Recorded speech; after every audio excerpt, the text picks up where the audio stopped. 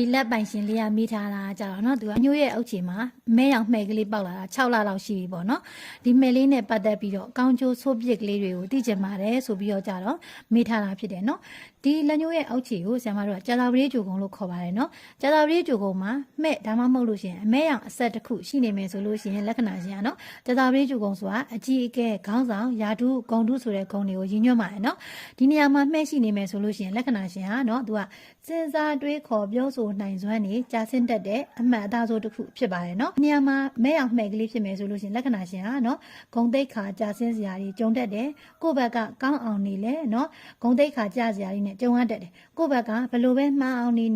ကိုယ့်ဘက်ကဘယ်လိုပဲကောင်းအောင်နေเนาะဂုံတိတ်ခါကြာဆင်းစရာတွေတိတ်ခါချစရာတွေနဲ့ကြုံရစီတဲ့အမှတ်အသားတစ်ခုဖြစ်တယ်เนาะမိမိရဲ့ယာဓုဂုံတိတ်ခါနဲ့ပတ်သက်ပြီးတော့ထိခိုက်နစ်နာစရာတွေဖြစ်တတ်တယ်။လက်အောက်ငယ်သားတွေရဲ့မချေမငန်းပြောဆိုဆက်ဆံခြင်းကိုခံရစေတဲ့အမှတ်အသားဆိုးတစ်ခုဖြစ်လို့အထူးဂရုစိုက်ဖို့လိုအပ်ပါတယ်နော်။ဒီနေရာမှာမှဲ့ရှိနေရဆိုလို့ရှိရင်နော်ဒီမဲကလေးအယောင်ပိုတောက်လာတဲ့အချိန်ပို့ပြီးတော့ကြတော့ထင်ရှားလာတဲ့အချိန်ဟာအကျိုးပေးမဲ့အချိန်ဖြစ်ပါတယ်နော်။ဒီနေရာမှာမှဲ့ကလေးကအခုမှပေါ်လာတာဖြစ်တယ်ဆိုလို့ရှိရင်တော့တစ်နှစ်6လအတွင်းမှာအကျိုးပေးတတ်တဲ့အတွက်ကြောင့်မလို့အထူးသတိထားဖို့လိုအပ်ပါတယ်နော်